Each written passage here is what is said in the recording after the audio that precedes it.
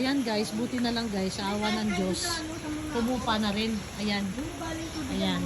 Dati kasi hanggang tuhod yan. Basta mag... Ayaw nagawas kay...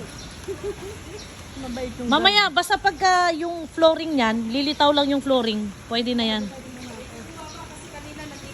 Ayan, pantayan dyan sa tinutugtungan mo. Oo. Kanina? Oo. O ito po, hanggang dyan sa pang, ano na, occupied na tong pang second steps. Kanina. Bakit naman yung security guard ng Grand Monaco hindi man lang nagpapasok ng mga kotse?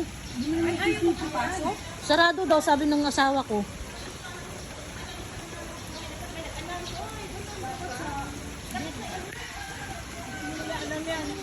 Dapat yun ang ano natin sa association. Kuya, kasi nandito ka lagi.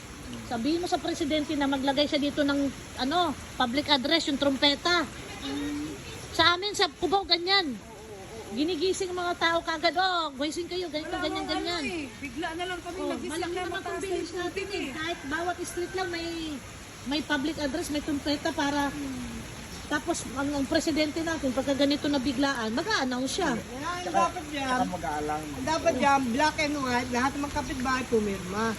Mahirap yung verbal. Lahat, yung petisyon, pak, ito, direct, Tayong binabayad namin sa susun.